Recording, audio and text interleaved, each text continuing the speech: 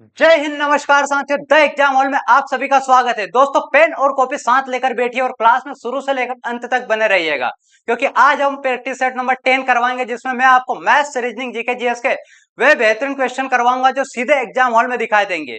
चलिए दोस्तों, क्लास की शुरुआत करते हैं मैथ्स के साथ में। मैथ्स में आज मैं आपके लाया हूं त्रिभुज और आयत के बेहतरीन सवाल। चलिए दोस्तों, शुरुआत करते हैं त्रिभुज के साथ। त्रिभुज, पहले मैं आपको त्रिभुज बता देता हूं। त्रिभुज क्या होता है दोस्तों? त्रिभुज तीन भुजाओं से बंद आकृति को हम त्रिभुज कहते हैं। दुनिया की कोई सी भी एक आकृति जो तीन भुजाओं से बंद होती है दोस्तों, उसको हम त्रिभुज कहते हैं। त्रिभुज की एक प्रॉपर्टी होती है, चाहे वो त्रिभुज छोटा हो या त्रिभुज बड़ा हो, उसके तीनों कोणों का मान दोस्तों हमेशा 180 डिग्री होता है। तीनों कोण होते हैं दोस्तों त्रिभुज के ए बी सी। इन तीनों कोणों का मान दोस्तों हमेशा कितना होता है? 180 डिग्री होता है। तीनों कोणों का मान कितना होता है? अगर a प्लस बी प्लस सी, ये तीनों कोणों को दोस्तों हम मिला दे आपस में, तो इनका मान कितना होता है? 180 डिग्री होता है। तो यह था आपका पहला क्वेश्चन दोस्तों कि त्रिभुज के तीनों कोणों का योग कितना होता है। त्रिभुज के तीनों आंतरिक कोणों का योग 180 डिग्री होता है। त्रिभुज चाहे कौन सा भी हो दोस्तों, समबाहु हो, विषमबाहु, समद्विबाहु हो, या फिर न्यून कोण हो, समकोण हो, अधिक कोण हो, सभी प्रकार के त्रिभुजों का जो आंतरिक कोण का मान होता है 180 डिग्री ही होता है। चलिए नेक्स्ट क्वेश्चन की ओर चलते हैं। क्वेश्चन नंबर सेकेंड दोस्तों, इसमें आपको दिया गया है जिस त्रिभुज की तीनों भुजाएं बराबर होती है उसको हम क्या कहते हैं। एक ऐसा त्रिभुज जिसकी तीनों भुजाएं एक जैसी होती है, एक समान होती है, बराबर होती है, उसको हम क्या कहते हैं दोस्तों? बराबर का मतलब होता है इक्वल। क्या होता है दोस्तों? इक्वल। तो उसको हम क्या बोलते हैं? Equilateral triangle. एक ऐसा त्रिभुज जिसकी तीनों भुजाएं बराबर होती है, जैसे मैंने आपको एक त्रिभुज बनाया, त्रिभुज यहां पर दे दिया, इसको नाम दोस्तों त्रिभुज एबीसी। इसकी तीनों भुजाएं कैसी है? बराबर है। ये भी 60 डिग्री है, ये भी 60 डिग्री है, और ये भी 60 डिग्री है। तो इसको हम क्या बोलते हैं दोस्तों? Equilateral triangle. इसको ही हम इक्विलेटरल ट्राइंगल बोलते हैं, समबाहु त्रिभुज। हिंदी में क्या कहा जाता है इसको? समबाहु त्रिभुज। जिसकी तीनों भुजाएं समान होती है उसको हम समबाहु त्रिभुज कहते हैं। नेक्स्ट क्वेश्चन है दोस्तों आपका क्वेश्चन नंबर थर्ड। यहां देखिए दोस्तों, एक समकोण त्रिभुज में सबसे लंबी भुजा को क्या कहा जाता है? दोस्तों यहां पर पूछा गया है कि एक समकोण त्रिभुज जो होता है उसमें सबसे लंबी भुजा को क्या कहते हैं। समकोण त्रिभुज किसे कहते हैं दोस्तों? जिसमें एक भुजा कितने डिग्री की होती है? 90 डिग्री की, यानी कि एक कोण आपका दोस्तों 90 डिग्री का होता है। जिस त्रिभुज में एक कोण 90 डिग्री का होता है उसको हम क्या बोलते हैं? समकोण त्रिभुज बोलते हैं। अब दोस्तों, समकोण त्रिभुज आपको दिख रहा है एबीसी। इसमें आपको एक लंबी दीवार दिख रही होगी, भुजा ए बी, ठीक है। इसके ऊपर एक फिसल पट्टी है जिसको हम बोलते हैं, क्या बोलते हैं? कमेंट में आंसर दीजिएगा दोस्तों, क्या बोलते हैं? कर्ण। यही त्रिभुज की क्या होती है दोस्तों? सबसे लंबी भुजा होती है। त्रिभुज की सबसे लंबी भुजा क्या होती है दोस्तों? कर्ण। आपसे क्वेश्चन में पूछा गया था समकोण त्रिभुज में सबसे लंबी भुजा को क्या कहते हैं, तो उसको हम कर्ण बोलते हैं। और एक प्रॉपर्टी है दोस्तों, 90 डिग्री के सामने वाली भुजा हमेशा कर्ण रहती है, और जिस पर 90 डिग्री का एंगल होता है वो हमेशा क्या रहती है दोस्तों? लंब। और नीचे वाली भुजा को हम आधार बोलते हैं। कर्ण, लंब, आधार। दोस्तों इसी तरह के क्वेश्चन आपके डिफेंस की एग्जाम में, चाहे एसएससी की एग्जाम, रेलवे ग्रुप डी की एग्जाम में, यही क्वेश्चन आपसे पूछे जाते हैं। हमारा फोकस मेन दोस्तों आर्मी, अग्निवीर की एग्जाम पर है, एसएसआर, एमआर, और साथ ही अन्य कॉम्पिटिशन एग्जाम जैसे एसएससी हो, रेलवे हो गया, ग्रुप डी हो गया, इनमें दोस्तों ये वाले क्वेश्चन ज्यादातर पूछे जाते हैं। नेक्स्ट क्वेश्चन हमारा क्वेश्चन नंबर फोर्थ। यहां पर दिया गया है त्रिभुज का क्षेत्रफल निकालने का सही सूत्र बताइए। दोस्तों त्रिभुज का क्षेत्रफल निकालने का सूत्र क्या है? यहाँ पर किस सूत्र का हम प्रयोग करेंगे दोस्तों? आधार इंटू ऊंचाई। ये तो रॉन्ग हो जाएगा। त्रिभुज का सही सूत्र निकालने का सूत्र क्या है दोस्तों? 1/2 आधार इंटू ऊंचाई। कौन सा सूत्र होगा? 1/2 आधार इंटू ऊंचाई। यानी कि किसी त्रिभुज की दोस्तों आपको 20 सेंटीमीटर हाइट दी है, 50 सेंटीमीटर आधार दिया उसका, तो उसका जो क्षेत्रफल है वो कितना होगा दोस्तों? तो हम क्षेत्रफल कैसे निकालेंगे दोस्तों? इसका मल्टीप्लाई करके इसका हम आधा कर देंगे।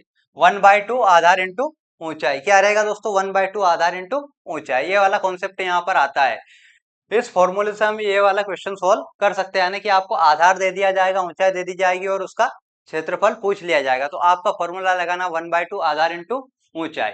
नेक्स्ट क्वेश्चन की ओर बढ़ते दोस्तों, क्वेश्चन नंबर 5।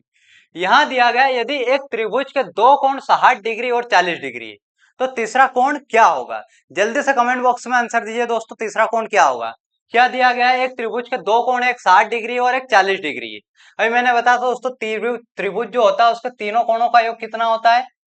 180 डिग्री। त्रिभुज के तीनों कोणों का योग कितना होता है?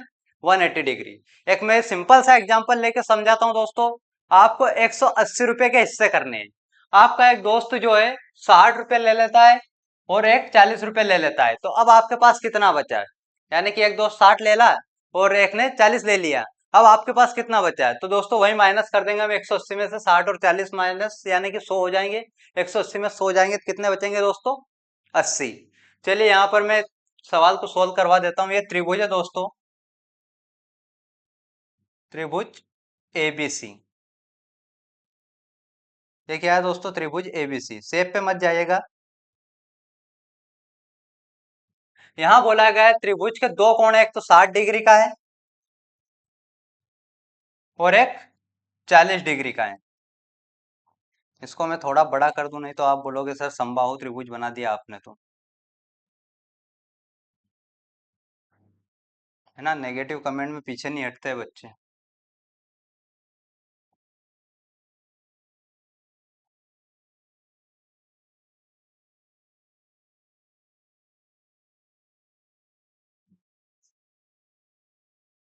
ये दोस्तों एक त्रिभुज बना दिया। अगर एक त्रिभुज के दो कोण है 60 डिग्री और 40 डिग्री, तो तीसरा कोण याद कीजिए। यहाँ पर आपको दोस्तों दो कोण दिए गए, तीसरा कोण आपको फाइंड करना है। पहला, अब अगर इसको नाम दे दो दोस्तों ए बी सी। पहला कोण कितना है दोस्तों? आपका 60 डिग्री। दूसरा कोण 40 डिग्री और तीसरा कोण आपको एक से है, वो फाइंड करना है कितने डिग्री का है। तो हम कौन सा फॉर्मूला यूज करेंगे दोस्तों? यहाँ पर कोण ए प्लस कोण बी प्लस कोण सी बराबर 180 डिग्री। यहाँ पर ए और बी का मान हमको दिया गया है क्वेश्चन में दोस्तों। ए का मान कितना दिया गया है? 40 डिग्री। वहीं बी की बात कर ले दोस्तों, तो कोण बी का मान कितना दिया गया है आपको? 60 डिग्री। और सी की बात कर ले दोस्तों, कोण सी का मान कितना है? 180 डिग्री। वही कोण सी भी मान सकते हो आप। यहाँ पर कितना होगा दोस्तों? 180 डिग्री। अब 60 और 40 को जोड़ेंगे दोस्तों, कितना हो जाएगा ये आपका? 100 डिग्री प्लस 180 डिग्री बराबर 180 डिग्री। अब आपको x का फाइंड करना था दोस्तों। x फाइंड करना है, कैसे करेंगे हम दोस्तों? यहाँ पर x बराबर 180, 100 को इधर पक्षांतर करेंगे तो माइनस में होगा 100। x का मान कितना आ जाएगा दोस्तों? 180 में 100 जाएगा तो आपका 80। तो आपका कोण सी जो कितने डिग्री का होना चाहिए? 80 डिग्री का। ऑप्शन ए बिल्कुल सही आंसर है इसका, 80 डिग्री। तो दोस्तों कैसे लग रहे हैं क्वेश्चन? आपको समझ में आ रहा है आसान भाषा में? चलिए नेक्स्ट क्वेश्चन की ओर बढ़ते हैं। क्वेश्चन नंबर 6 करेंगे। और क्वेश्चन आपको दोस्तों बिल्कुल आसान भाषा में समझ में आ रहे हैं, बिल्कुल अच्छे लग रहे हैं और लग रहा है कि रिलेवेंट है, तो अपने दोस्तों को शेयर जरूर कीजिएगा। दोस्तों इसी तरह के जो क्वेश्चन है अग्निवीर की परीक्षा में आते हैं, क्योंकि मैंने 2 से 3 साल के पेपर जो उनके पीवाईक्यू होते हैं उनको देखा और उसके बाद ये क्लास डिजाइन की है। अपना क्वेश्चन 6 से दोस्तों, समद्विबाहु त्रिभुज की कितनी भुजाएं बराबर होती है? एक समद्विबाहु त्रिभुज होता है दोस्तों, उसकी कितनी भुजाएं बराबर होती है? यहाँ नाम से स्पष्ट है दोस्तों, समद्विबाहु। समद्विबाहु मतलब कि दो भुजाएं सम है, इसकी दो भुजाएं सम यानी कि बराबर है। हम एक त्रिभुज बनाते दोस्तों, ये वाला त्रिभुज है, इसको हम क्या बोलेंगे? समद्विबाहु त्रिभुज बोलेंगे। क्यों बोलेंगे दोस्तों? क्योंकि अगर इसको हम बीच में से काटे तो इसकी दो भुजाएं हमेशा बराबर मिलती है। ये त्रिभुज हमारा एबीसी है, इसको हम समद्विबाहु त्रिभुज बोल सकते हैं, क्योंकि जो पार्ट ए है इसका, ये और ये, ए बी और बी सी इसकी बराबर होती है, इसलिए हम इसको क्या बोलते हैं? समद्विबाहु त्रिभुज। आपका ऑप्शन आएगा दोस्तों इसका सेकेंड। समद्विबाहु त्रिभुज में कितनी भुजाएं बराबर होती है? तो समद्विबाहु त्रिभुज में दो भुजाएं बराबर रहती है। Option number C is right answer. Next question है आपका क्वेश्चन नंबर 7। यहाँ दिया गया पाइथागोरस प्रमेय किस प्रकार के त्रिभुज पर लागू होती है? एक पाइथागोरस थ्योरम होती है, वो किस प्रकार के त्रिभुज पर लागू होती है? दोस्तों पाइथागोरस थ्योरम एक वीआईपी थ्योरम है। ये केवल समकोण त्रिभुज पर लागू होती है। किस पर लागू होती है दोस्तों? समकोण त्रिभुज पर। यानी कि एक ऐसा त्रिभुज जिसका एक कोण 90 डिग्री का होता है, वहीं पर आप पाइथागोरस थ्योरम को लागू कर सकते हो। कैसे लागू कर सकते हो दोस्तों? एक बेसिक से ट्रिपलेट में यहाँ पे लेता हूँ। ट्रिपलेट है आपकी 3 4 5, 3 4 5। ये मैं आपको मान लेता हूं दोस्तों, यहाँ पर 3 आपका लंब है, 4 आपका आधार है और 5 आपका कर्ण है। ठीक है, तो लंब और आधार का मान जो हमेशा कर्ण के मान के बराबर होता है, यानी कि लंब का स्क्वायर करेंगे दोस्तों हम और आधार का स्क्वायर करेंगे हम, तो वो हमेशा किसके बराबर आएगा दोस्तों? कर्ण के स्क्वायर के बराबर। ये पाइथागोरस थ्योरम होती है। मैं आपको यहाँ पर लिख के बता देता हूँ दोस्तों। लंब का स्क्वायर प्लस आधार का स्क्वायर बराबर कितना होता है दोस्तों? ये कर्ण के स्क्वायर के बराबर। करते दोस्तों इसको सोल्व। लंब कितना दिया यहाँ पर? 3, 3 का स्क्वायर प्लस 4 का स्क्वायर बराबर कर्ण कितना दोस्तों? 5 का स्क्वायर। 3 का स्क्वायर 9 आएगा, 4 का स्क्वायर 16 आएगा और 5 का स्क्वायर दोस्तों 25। 9 और 16 को आप जब ऐड करोगे दोस्तों तो ये कितना बन जाएगा आपका? 25। ये भी कितना हो जाएगा? 25। यानी कि सिंपल सी बात है दोस्तों, लंब का स्क्वायर और कर्ण का, ये आधार का स्क्वायर हमेशा कर्ण के स्क्वायर के बराबर होता है। ये पाइथागोरस थ्योरम का एक रूल है। किसका रूल है दोस्तों? पाइथागोरस प्रमेय का। पाइथागोरस प्रमेय का। और ये आमतौर पर दोस्तों समकोण त्रिभुज पर ही लागू होती है। जो पाइथागोरस प्रमेय होती है वो आमतौर पर किस पर लागू होती है? ये समकोण त्रिभुज पर। नेक्स्ट क्वेश्चन हमारा क्वेश्चन नंबर 8। क्वेश्चन नंबर 8 में दिया गया है, यदि एक आयत का प्रत्येक कोण कितने डिग्री का होता है? एक आयत होता है दोस्तों, उसका प्रत्येक कोण कितने डिग्री का होता है? यूनिवर्सल ट्रूथ है दोस्तों। एक आयत यानी कि आपका मोबाइल का डिब्बा ही ले लो या आपका मोबाइल ले लो, उसको हम क्या बोलेंगे? आयत बोलेंगे। आपके मोबाइल की जो शेप है वो क्या होती है दोस्तों? आयत की शेप की होती है। तो ये हमने यहाँ पर एक आयत ले लिया। अब पूछा जा रहा दोस्तों कि ये जो आयत है, शेप थोड़ी सही से नहीं बनती दोस्तों, थोड़ा सा इग्नोर कीजिएगा इस चीज को। या डायग्राम में अभी तक सही से नहीं बना पाता हूँ, फिर भी कोशिश करते हैं हम।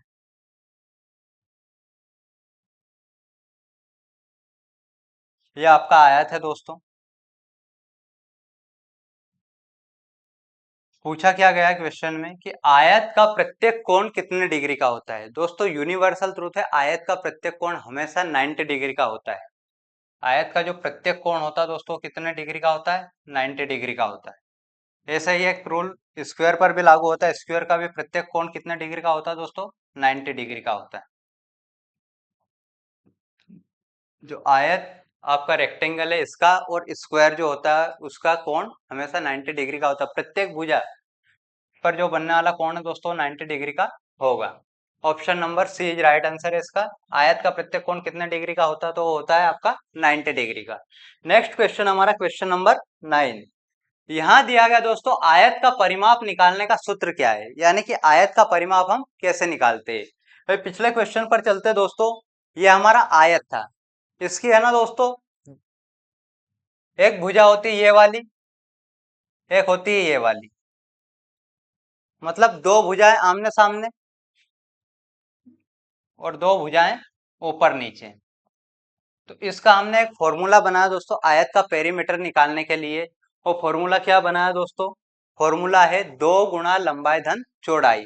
यानी कि आपकी दो भुजाएं तो लंबी होंगी और दो भुजा चौड़ी होंगी, तो उसको हम ज्ञात करने के लिए क्या करेंगे दोस्तों? 2 गुणा लंबाई धन चौड़ाई, इस वाले फॉर्मूला का यूज करेंगे। नेक्स्ट क्वेश्चन है आपका क्वेश्चन नंबर 10। यहाँ पर दिया गया है अगर एक आयत की लंबाई 10 सेंटीमीटर और चौड़ाई 5 सेंटीमीटर है तो टोटल क्षेत्रफल क्या होगा? आयत की लंबाई दे दी और चौड़ाई दे दी, आपसे क्षेत्रफल पूछा है। बहुत सिंपल सा फॉर्मूला दोस्तों, लंबाई का चौड़ाई में मल्टीप्लाई कर दो। आयत का क्षेत्रफल का फॉर्मूला क्या है दोस्तों? आयत का क्षेत्रफल, आयत का क्षेत्रफल इसका फॉर्मूला होता है दोस्तों लंबाई गुणा चौड़ाई। आपका आयत का क्षेत्रफल निकालना दोस्तों हमको। लंबाई कितनी दे रखी है इसकी? आयत की लंबाई दे रखी है दोस्तों 10 सेंटीमीटर और चौड़ाई कितनी दे रखी है?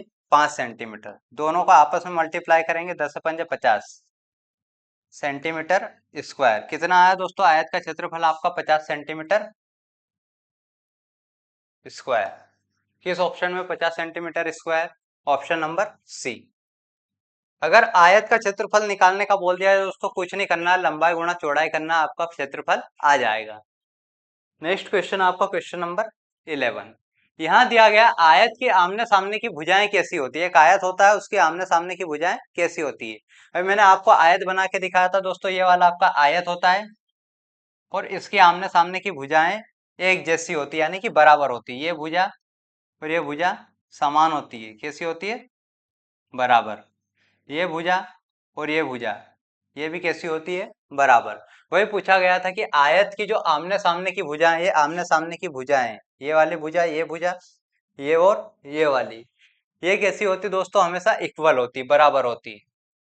आयत की जो आमने सामने की भुजाएं होती है वो कैसी होती है? बराबर होती है। उम्मीद करता हूं दोस्तों आपको ये वाले कॉन्सेप्ट आसानी से समझ में आ रहे होंगे और आप बिल्कुल ईमानदारी से वाले क्वेश्चन सोल्व कर रहे होंगे। कमेंट बॉक्स में दोस्तों जल्दी से आंसर दीजिएगा, मेरे से पहले क्वेश्चन का आंसर आपका आ जाना चाहिए। नेक्स्ट क्वेश्चन आपका, क्या एक वर्ग को एक विशेष प्रकार का आयत कहा जा सकता है? यानी कि एक वर्ग जो होता है स्क्वायर, उसको हम आयत कह सकते हैं। तो दोस्तों प्रॉपर्टी यहाँ पर देखते हैं हम। एक आयत होता है आपका, ये क्या होता है आपका? आयत होता है। आयत बनाना सीख गया है। और ये क्या है आपका दोस्तों? वर्ग है। वर्ग की चारों भुजाएं एक जैसी होती है। वर्ग की प्रॉपर्टी क्या है? इसकी चारों भुजाएं जो है ए बी सी डी, ये एक जैसी होती है। ठीक है, आयत क्या है आपका? A B C D. Question में पूछा गया है कि क्या एक वर्ग एक विशेष प्रकार का आयत कहा जा सकता है, यानी कि ये जो वर्ग है इसको हम आयत कह सकते हैं। दोस्तों प्रॉपर्टी देखते हैं हम। आयत की प्रॉपर्टी देखें, इसका प्रत्येक कोण कितने डिग्री का होता है? तो आयत का प्रत्येक कोण 90 डिग्री का होता है। वहीं वर्ग की बात कर लो दोस्तों, तो वर्ग का भी प्रत्येक कोण कितने डिग्री का होता है आपका? 90 डिग्री का। यानी कि पहली प्रॉपर्टी से तो हम इसको वर्ग वर्ग को आयत कह सकते हैं। दूसरा दोस्तों, इसकी आमने सामने की भुजाएं बराबर होती है। तो यहाँ वर्ग के भी आमने सामने की जो भुजाएं दोस्तों वो इक्वल रहती है। आया समझ में दोस्तों? एक आयत को एक वर्ग को एक विशेष प्रकार का आयत कहा जा सकता है। तो किस प्रकार कहा जा सकता है दोस्तों? पहला तो आयत और वर्ग दोनों का जो कोण होता है वो 90 डिग्री का होता है। दूसरा दोस्तों, इसकी आमने सामने की भुजाएं बराबर होती है। तीसरा दोस्तों, अगर आयत की बात कर ले तो इसकी आमने सामने की भुजाएं एक दूसरे के पैरेलल होती है। कैसी होती है दोस्तों? पैरेलल, यानी समांतर होती है। वहीं वर्ग की बात कर ले दोस्तों, तो इसकी भी आमने सामने की भुजाएं एक दूसरे के समानांतर होती है। तो इन तीनों प्रॉपर्टी के आधार पर हम कह सकते हैं कि एक वर्ग को भी आयत कह सकते हैं। एक वर्ग को भी आयत कहा जा सकता है। आपका ऑप्शन ए राइट आंसर होगा। हाँ, एक वर्ग को हम आयत कह सकते हैं। नेक्स्ट क्वेश्चन है क्वेश्चन नंबर 13। एक आयत में कितने विकर्ण होते हैं? विकर्णों की बात कर रहे हैं दोस्तों यहाँ पर, डायगोनल की। एक आयत जो होता है उसमें कितने डायगोनल होते हैं? चलिए दोस्तों इसको भी समझ लेते हैं। आपका एक आयत है, पूछा गया है कि इस आयत के कितने डायगोनल होते हैं। डायगोनल क्या होता है दोस्तों? एक कोने से दूसरे कोने को मिलाने वाली लाइन। ये हो गए दोस्तों आपकी एक लाइन और ये हो गए आपके दोस्तों दूसरी लाइन। तो एक आयत के कितने विकर्ण हो सकते हैं दोस्तों? दो विकर्ण। अधिकतम कितने विकर्ण होते हैं? दो विकर्ण। आपका option number B is right answer है कि एक आयत में कितने तिरछे लाइन खींची जा सकती है? दो। इनको क्या बोलते हैं हम? विकर्ण बोलते हैं तिरछे लाइनों को। तो अधिकतम कितने विकर्ण होते हैं दोस्तों आयत में? दो। नेक्स्ट क्वेश्चन हमारा क्वेश्चन नंबर 14। दोस्तों यहाँ पर दिया गया है, यदि आयत का परिमाप 20 सेंटीमीटर है, लंबाई 6 सेंटीमीटर और चौड़ाई क्या होगी? अभी मैंने आपको आयत का जो परिमाप है उसको निकालने का फॉर्मूला बताया था। क्या फॉर्मूला दोस्तों? आयत का परिमाप निकालने का फॉर्मूला दोस्तों, 2 गुणा लंबाई प्लस चौड़ाई। 2 गुणा लंबाई धन चौड़ाई, ये क्या है दोस्तों? आपका आयत का परिमाप निकालने का सूत्र है। किसका सूत्र है? आयत का परिमाप निकालने का सूत्र है। मान रख देते दोस्तों, दो जैसा का जैसे ही रखेंगे। लंबाई आपकी कितनी दे रखी है इन्होंने? लंबाई दे रखी है 6 सेंटीमीटर, तो लंबाई को हम 6 मानेंगे। चौड़ाई कितनी दे रखी दोस्तों? चौड़ाई आपसे पूछी तो चौड़ाई को हम x मान लेते हैं यहाँ पर, या फिर चौड़ाई ही रहने देते, कोई दिक्कत नहीं है। परिमाप कितना है दोस्तों? यहाँ पर परिमाप दिया आपका 20 सेंटीमीटर। अब देखिए दोस्तों क्वेश्चन में क्या हो रहा है, ये 2 से 20 कैंसिल हो रहा है, 2 धाम 20। यहाँ पर दिया दोस्तों अब 6 प्लस एक्स बराबर 10। हमको चौड़ाई फाइंड करनी, यानी कि एक्स का मान बताना दोस्तों। एक्स बराबर क्या होगा? 10 और 6 को इधर लाएंगे पक्षांतर में हो जाएगा दोस्तों माइनस। एक्स का मान कितना हो जाएगा? 10 में 6 जाएगा दोस्तों 4। आपकी चौड़ाई कितनी आ गई यहाँ पर? 4। Option number A right answer है। दोस्तों ये वाला कॉन्सेप्ट आपको समझ में आ गया होगा। दोस्तों एक बार और मैं बता देता हूँ, 2 गुना लंबाई धन चौड़ाई, ये आपका आयत का परिमाप निकालने का सूत्र होता है। हमको परिमाप दे रखा है 20, 2 गुना लंबाई दे रखी है 6 और चौड़ाई हमको फाइंड करनी है। दोस्तों 2 से 20 को काटेंगे 10 आएगा, 6 प्लस एक्स बराबर 10। अब यहाँ पर दोस्तों एक्स का मान फाइंड करना है, तो एक्स बराबर 10 और 6 इधर प्लस में दोस्तों इसका पक्षांतर करेंगे तो माइनस में आ जाए, 10 में 6 जाएगा तो कितना बचेगा, चौड़ाई। यही एक्स का मान आपका चौड़ाई हो जाती है। दोस्तों ऑप्शन नंबर ए आपका राइट आंसर है 4। चौड़ाई कितनी आ गई उसकी, 4 सेंटीमीटर। नेक्स्ट क्वेश्चन हमारा क्वेश्चन नंबर 15। ये हमारा मैथ्स का लास्ट क्वेश्चन है दोस्तों। इसके बाद में रीजनिंग के आपके जो कोडिंग डिकोडिंग के और बेहतरीन 5 क्वेश्चन लेकर आया हूँ जो आपको एग्जाम में सीधे दिखाई देंगे। यहाँ पर क्वेश्चन नंबर 15 है, आयत के दोनों विकर्णों की लंबाई कैसी होती है। अभी मैंने बताया दोस्तों, एक आयत में हमेशा 2 विकर्ण नहीं होते। कितने विकर्ण होते हैं, 2 विकर्ण। एक इस कोने से इधर खींच सकते हैं, एक कोने से इधर खींच सकते हैं। ये मैंने दोस्तों यहाँ पर रफली डायग्राम बनाया, थोड़ा सा एडजस्ट कर लीजिएगा। यहाँ पर क्या बोला कि आयत के दोनों विकर्णों की लंबाई कैसी होती है, तो आयत के दोनों विकर्ण दोस्तों हमेशा बराबर होते हैं। कैसे होते हैं, ये बराबर होते हैं। यूनिवर्सल ट्रूथ है, बराबर ही होंगे। Option number C is right answer है, इक्वल। आयत के दोनों विकर्ण कैसे होते हैं, हमेशा बराबर होते हैं। उम्मीद करता हूं दोस्तों मैथ्स के सारे क्वेश्चन आपको समझ में आए होंगे। यदि आपको थोड़ा सा कोई सा भी डाउट है क्वेश्चन में तो आप कमेंट बॉक्स में बताइएगा और क्लास को एक बार और देखिएगा। चलिए दोस्तों हम रीजनिंग के क्वेश्चन को सोल्व करेंगे। पहला क्वेश्चन हमारा, यदि निश्चित कोड में CAT को DBU लिखा जाता है तो उसी तर्क से DOG को क्या लिखा जाता है। जल्दी से आंसर दीजिए दोस्तों इस क्वेश्चन का। बहुत ही आसान सा क्वेश्चन है, दिया गया है यहाँ पर एक निश्चित कोड में CAT को DBU लिखा जाता है, उसी तर्क से DOG को क्या लिखा जाएगा। यहाँ मैं आपको बता दूं दोस्तों, प्लेस वैल्यू का ही खेल है। आपको अंग्रेजी के अल्फाबेट की प्लेस वैल्यू पता होनी चाहिए। CAT को क्या लिखा जाता है दोस्तों, DOG। CAT को क्या लिखा जाता है, DOG।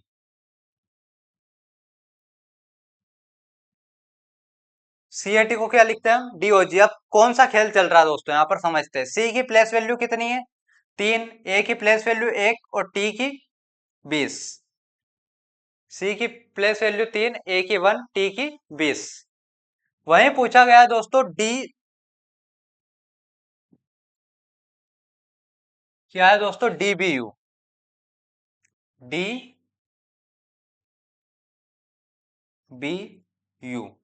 अब D की प्लेस वैल्यू देखते हैं दोस्तों। D की प्लेस वैल्यू कितनी है, 4 है। B की प्लेस वैल्यू कितनी है, 2 है। और U की प्लेस वैल्यू कितनी है, 21 है। अब दोस्तों समझने वाला कॉन्सेप्ट है यहाँ पर, 3, 1, 20, 4, 2, 21। कौन सा तर्क यहाँ पर काम दे रहा है दोस्तों। 3 से कितना हो रहा है आपका, 3 से 4 हो रहा है, यानी कि +1 हो रहा है। यहाँ पर बात कर लिया दोस्तों तो 1 से 2 हो रहा है, यानी कि +1 हो रहा है। यहाँ पर 20 से 21 हो रहा है, 20 से कितना हो रहा है दोस्तों, 21 हो रहा है। यहाँ पर भी +1 हो रहा है, यानी कि +1 का कॉन्सेप्ट चल रहा है। जो प्लेस वैल्यू उसमें +1 किया जा रहा है। तो नेक्स्ट यहाँ पर DOG, DOG इसमें भी क्या करेंगे दोस्तों, +1 करेंगे। D में +1 करेंगे, E आएगा। O में +1 करेंगे, P आएगा। G में +1 करेंगे, H आएगा। EPH आपका आंसर क्या रहने वाला दोस्तों, यहाँ पर EPH ऑप्शन नंबर ए में दिया गया है। उम्मीद करता हूँ ये वाला कॉन्सेप्ट आपको समझ में आया होगा। +1 का कॉन्सेप्ट इस क्वेश्चन में लगाया गया है। चलिए बढ़ते हैं नेक्स्ट क्वेश्चन की ओर। नेक्स्ट क्वेश्चन हमारा दिया गया है दोस्तों, यदि पेन को 31 लिखा जाता है जहां P बराबर 16, E बराबर 5, J बराबर 10। दोस्तों यहाँ पर थोड़ी सी मिस्टेक है, J यहाँ पर N है, यहाँ पर J कर लीजिएगा। क्या कर लेना, J। यदि पेज को 31 लिखा जाता है तो BED का कोड क्या होगा। दोस्तों यहाँ पर सिंपल सा आपसे प्लेस वैल्यू ही पूछी गई, क्वेश्चन को देखने से ही पता चल रहा है। क्या दिया गया क्वेश्चन में, PEJ। PG का कोड क्या है दोस्तों, P का 16 है। P की प्लेस वैल्यू हमेशा 16 ही होती है। E की 5 दे रखी है और J की 10, ये इनकी प्लेस वैल्यू दे रखी है दोस्तों। तो BED का कोड पूछा, BED का कोड क्या हो सकता है दोस्तों। यहीं पर हम BED का कोड भी निकाल लेंगे, BED। B की प्लेस वैल्यू कितनी होती दोस्तों, 2। E की प्लेस वैल्यू 5 और D की प्लेस वैल्यू 4। 2, 5, 4। अब दोस्तों यहाँ पर क्या बोला है इन्होंने कि इनको अगर आपस में आप प्लस करते हो दोस्तों, 16, 5 और 10 तो कितना आता है, 31। वैसे ही दोस्तों यहाँ पर BED इनको आपस में प्लस करोगे तो कितना है, 2, 5, 7 और 7, 4, 11। इनका मान कितना होगा दोस्तों 11, जो कि आपको ऑप्शन नंबर बी में दिखाई देगा। प्लेस वैल्यू का क्वेश्चन था दोस्तों, ऐसे क्वेश्चन हमेशा एग्जाम में पूछे जाते हैं। नेक्स्ट क्वेश्चन हमारा क्वेश्चन नंबर 18। यहाँ क्या दिया गया है, यदि एप्पल को ELPA लिखा जाता है तो फ्रूट को कैसे लिखा जाएगा। जल्दी से इसका आंसर लिखिए दोस्तों कमेंट बॉक्स में। एप्पल को अगर क्या लिखा जाता है ELPPA, तो फ्रूट को क्या लिखा जाएगा। एप्पल लिखा है आपका दोस्तों यहाँ पर APPLE। बचपन में हम ऐसे ही बोला करते थे APPLE। एप्पल, एप्पल में सेवफल। एप्पल को क्या लिख रहे हैं दोस्तों ये, तो एप्पल को लिख रहे हैं दोस्तों ये ELPPA। ये तो मुझे मीनिंग ही समझ में नहीं आ रही दोस्तों, क्या है इल्पा। इल्पा क्या बोला जाता है इसको, इल्पा। अब ये कैसे बना दोस्तों यहाँ पर, तो कॉन्सेप्ट समझते हैं। जो लास्ट की चीज है, लास्ट का जो वर्ड, जो आपका वर्ड है वो कहाँ पर आ रहा है दोस्तों, फर्स्ट में। लास्ट वाला लेटर फर्स्ट में आ रहा है, फर्स्ट वाला लास्ट में जा रहा है, सेकेंड लास्ट, सेकेंड लास्ट और पी, ये वाला कॉन्सेप्ट यहाँ पर लग रहा है दोस्तों। इस कॉन्सेप्ट को हम नाम देते हैं दोस्तों रिवर्सिवर। क्या नाम देते हैं इस वाले कॉन्सेप्ट को, रिवर्सिवर, यानी कि पीछे से उल्टा हो रहा है। एप्पल को क्या लिखा जा रहा है दोस्तों, ELPPA, यानी कि एप्पल के जो भी आपके लेटर है इनको उल्टा लिख दिया जाएगा, यानी कि ELPPA। ये ऐसे बना आपका, एप्पल है यहाँ से, तो इधर से ई से आपने शुरू कर दिया। वैसे ही पूछा फ्रूट को क्या लिखेंगे दोस्तों, हम फ्रूट को देख लेते हैं क्या पूछा गया यहाँ पर। फ्रूट FRUIT, तो इसको हम क्या लिखेंगे दोस्तों, इसको लिखेंगे TIURF। TIURF किस ऑप्शन में दिख रहा है आपको, TIURF, ये दिख रहा है ऑप्शन नंबर ए में, TIURF।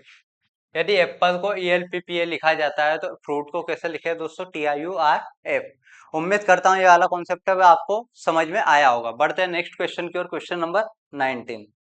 यहाँ दिया गया यदि किसी कोड में RED को 6720 लिखा जाता है तो ग्रीन को क्या लिखा जाएगा। दोस्तों क्या दिया गया है, एक वर्ड है RED, रेड को क्या लिखा गया दोस्तों 6720। पूछा जा रहा है आपसे कि ग्रीन को क्या लिखेंगे। आपका जो ग्रीन है GREEN, इसको क्या लिखेंगे दोस्तों। यहां देखा जाए आर की प्लेस वैल्यू 18 है, आर की प्लेस वैल्यू कितनी है 18 है। ई की प्लेस वैल्यू 5 है, डी की प्लेस वैल्यू 4 है। सबसे पहले तो आप प्लेस वैल्यू ही लिखिएगा ऐसे क्वेश्चन में, तो प्लेस वैल्यू आपको एक आइडिया दे देते कि इसमें कौन सा कॉन्सेप्ट लगेगा। वहीं जी की बात करें 7 है, आर 18 है, ई 5 है, फिर ई 5 है और एन आपका 14 है। बोला क्या गया दोस्तों कि RED को 6720 लिखा जाता है। कौन सा कॉन्सेप्ट लग रहा है दोस्तों, इसमें कॉन्सेप्ट लग रहा है प्लेस वैल्यू +2 वाला, कि 18 में +2 करेंगे दोस्तों कितना आ रहा है 20 आ रहा है, ई में +2 करेंगे कितना आ रहा है 7 आ रहा है, और डी में +2 करेंगे दोस्तों 6 आ रहा है। यानी कि डी की प्लेस वैल्यू 4 है, इसमें 2 करेंगे 6, 5 +2 करेंगे 7, 18 +2 करेंगे 20। और इनको दोस्तों क्या कर दिया गया, उल्टा कर दिया गया। बहुत ही बड़ा खेला यहाँ पर हुआ दोस्तों क्वेश्चन में, और ये क्वेश्चन आपको अक्सर एग्जाम में अटका देते हैं। ये वाला क्वेश्चन आप समझ गए तो बिल्कुल आसानी से आप कोडिंग डिकोडिंग के ऐसे क्वेश्चन कर सकते हो। क्या दिया गया दोस्तों, प्लेस वैल्यू में 2 किया गया है, और प्लेस वैल्यू दी गई, प्लेस वैल्यू में +2 किया गया और उसको फिर उल्टा लिख दिया गया है। यही हम ग्रीन में भी लगाएंगे दोस्तों। ग्रीन में 7 में +2 करेंगे दोस्तों 9 आएगा, और 9 किसकी प्लेस वैल्यू, आई की। 18 20 पे टी आएगा, 7 पे जी आएगा, फिर 7 पे जी आएगा, और 16 पे पी आएगा। आपका क्या बनेगा दोस्तों, ITGGP। क्या बनेगा शब्द यहाँ पर दोस्तों, ITGGP। +2 करने पे ये वाला बन रहा है। अब क्या किया दोस्तों, इनकी जो प्लेस वैल्यू है इनको उल्टा लिख दिया गया है। यानी कि हम आई से शुरू न करते हुए कहां से शुरू करेंगे, पी से। पी की प्लेस वैल्यू कितनी है दोस्तों 16। 16 किस ऑप्शन में दिख रहा है, बी और सी में। ए और डी तो यहाँ पर ही आपका क्रॉस हो जाएगा, क्योंकि आपका 16 दोनों में नहीं दिखाई दे रहा है। अब आगे बढ़ते दोस्तों, जी की प्लेस वैल्यू 7 है,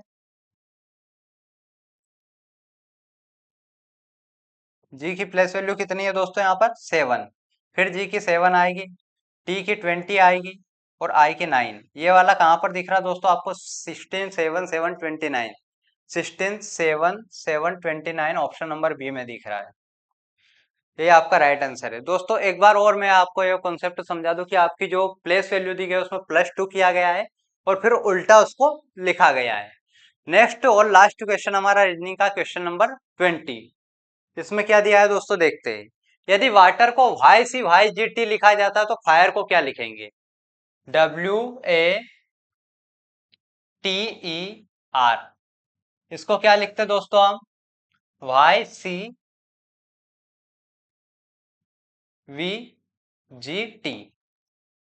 दोस्तों देखिए कौन सा कॉन्सेप्ट यहाँ पर काम कर रहा है। W की प्लेस वैल्यू की बात करें दोस्तों तो आपका 23 हो जाएगा, 1 हो जाएगा, 20 हो जाएगा, 5 हो जाएगा और 18 हो जाएगा। 20 हो जाएगा, 7 हो जाएगा, TUV आपका 22 हो जाएगा, 3 हो जाएगा और ये 25 हो जाएगा। दोस्तों कुछ समझ में आ रहा है यहाँ पर क्या वाला कॉन्सेप्ट लगेगा? जल्दी से बताइए।